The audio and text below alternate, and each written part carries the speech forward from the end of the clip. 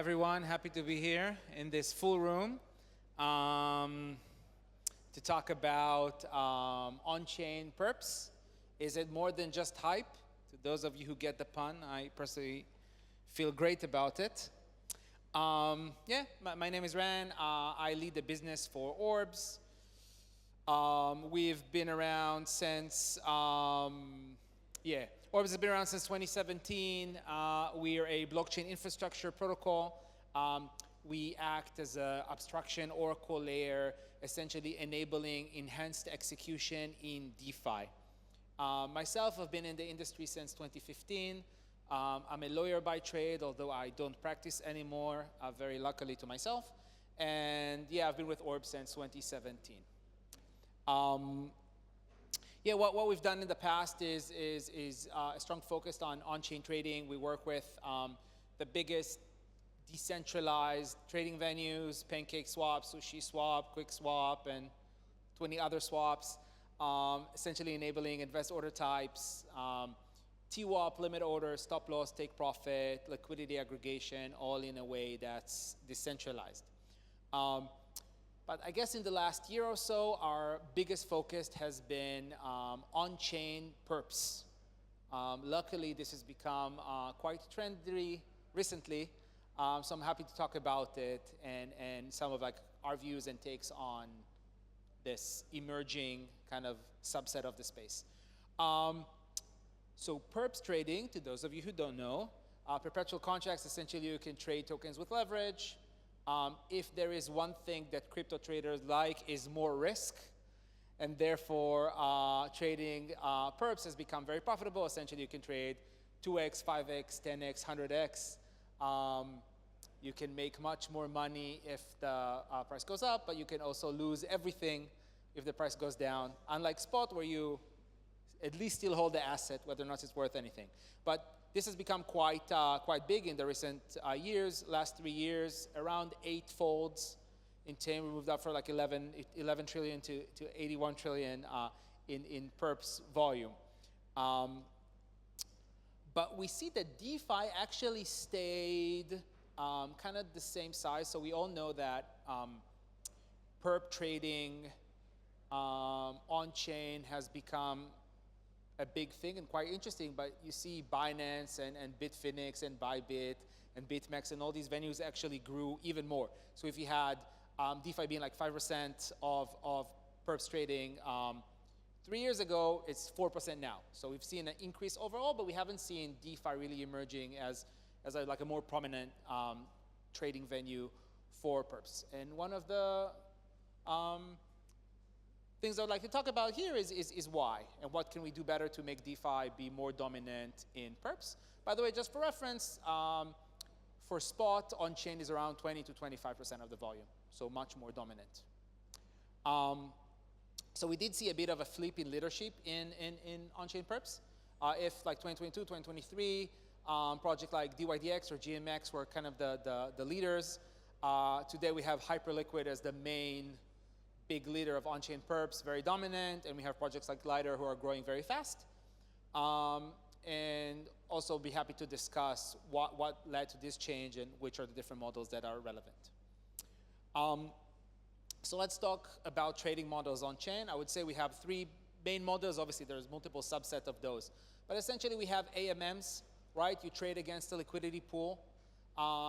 This is the main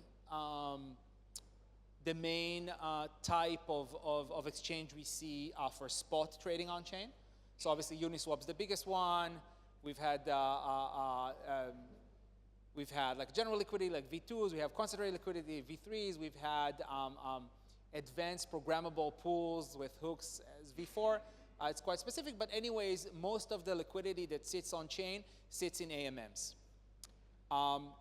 We haven't seen spot order books do very well on-chain.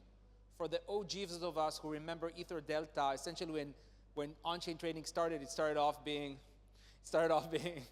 as order books, but essentially when AMMs came out, it kind of died out, and most of the liquidity sits in AMM. And one thing we've seen emerging in the last few years is essentially intent-based, RFQ-based. So essentially, projects like Uniswap X, 1inch, CowSwap, Orbs Liquidity Hub, they all use aggregated liquidity in RFQ-based systems or like Dutch auction systems in order to obtain base price on chain. We've seen these projects emerge to be quite dominant. And why is that? Just because of liquidity aggregation. You know, the more liquidity you can tap into, the better price you'll be able to give users. So just giving an example, let's say Thina, one of our friends, a DEX on BNB chain has $20 million in TVL. If you would just target those pools, you'd get an X price. But if you tap to all pools on BSC, you'd get to like 9 billion. If you tap to everything on chain, you can get to 160 billion. And if you also tap into off-chain liquidity, you can get up to trillions in liquidity. So essentially RFQ-based systems, which are based on essentially solvers bringing liquidity from wherever, right? A user expressed their intent to trade. There's some auction model going on, and then somebody, whoever wins the auction, go get and settles against whatever liquidity they tap into, is emerging as the best, most efficient way to trade spot on chain. And I think most of the users we know would prefer to go to some aggregator where they need to settle on chain. This hasn't been the case for Perps though. For Perps, again, a couple years back, GMX was very big. It was an AMM-based Perp DEX. That didn't work out. I mean, they didn't stay very market dominant as compared to order book DEXs like Hyperliquid or Lighter. The reason is for Perps, it's very capital inefficient to use an AMM. So we've seen other projects kind of emerge at the order book, and we haven't seen a lot of intent-based yet. So AMMs are great because they're very decentralized, very secured, smart contract-based. You can implement a very simple UI, UX as compared to an order book, which is something that's more complex. Some users don't know how to use it. But it's very capital inefficient, which means it's very hard to grow the TVL. And there's a lot of risk for liquidity provisioning, which means you have to pay a lot of money to LPs, which makes the project raise a question whether a project is viable when you have to pay so much for the TVL. Order books are working very well on chain. Again, Hyperliquid is doing an amazing job. It's very easy for market makers to interact and play with order book DEXs, and obviously market makers, they use their own supply or they can hedge against wherever they want for their supply. Very fast execution. Order books are capital efficient at scale, and you can get really good UX UI. The compromises is that essentially in order to run a high throughput, like the high throughput you would need to run an on-chain order book would essentially mean core components would have to be centralized. So there's always an inherent compromise on decentralization.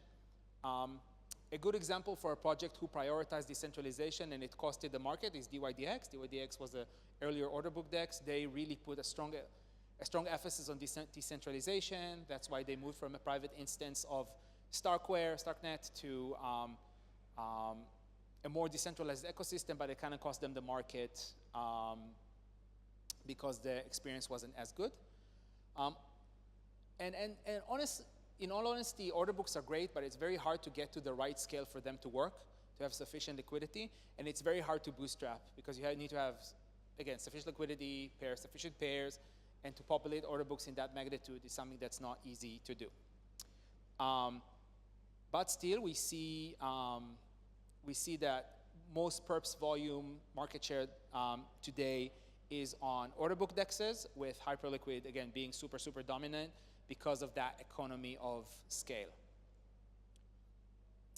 And now let's talk about intent-based. So as we've mentioned, intent-based solving, again, RFQ-based solving with aggregators, something that's become very, very popular on spot DEXs, but we haven't seen it really happen with Perp DEXs yet. And again, the idea is that with intent-based solving, you can essentially tap into whatever liquidity exists. It could be Binance or OKX or Bybit or Bitfinex or whatever off-chain. It could be other on-chain venues, Hyperliquid, Lighters, and others. Essentially with the intent of bringing the best price to the user. So again, imagine like a platform where a user essentially express their intent to trade or to open a position, a short or long position, leverage position on a token. You have some RFQ, some system where essentially you have different hedgers compete on who takes the other side of the trade. And then essentially the user can get the best price on chain with the full depth and full liquidity of essentially everything that's out there, whether on chain or off chain. This is very, very capital efficient because essentially you only have to make, 1 minute, okay. Because you only have to make trades available to the user when they produce the intent. You can get the deepest liquidity of off-chain order book. This could be quite robust and resilient, and this can accommodate for a large number of pairs. We have Perpetual Hub Ultra. That's our product. Some of the devs sitting in this room. What we do is we work with a project called SimIO to enable intent-based perps as a white label for partners. With that, we're able, from day zero, to tap into the full depth of off-chain order books. Out of the gate, 600 plus pairs, very capital efficient. We bring our affiliate hedger to hedge take their spread. They make money as well. And it's a great way to scale and build up new hyperliquid competitors. Again, hyperliquid is a great project, but not everybody can build hyperliquid in a day. But with this, you can really launch out of the box with your own branding and everything around it. Yeah, we're already live with a bunch of integrations. We've done more than 3 billion in training volume. But this is not still good enough. Even with intent-based perps, there's inherent latency when you go and solve on other places. You have third-party reliance. For example, last Friday, Binance stopped working, so our hedger couldn't hedge, which created disruptions in the product, while other fully on-chain venues did not stop working. They did other stuff, but they didn't stop working. Another problem is with RFQ-based system, you don't have an independent price discovery, which is something you want for market makers to be able to work, and also hedgers take higher spreads.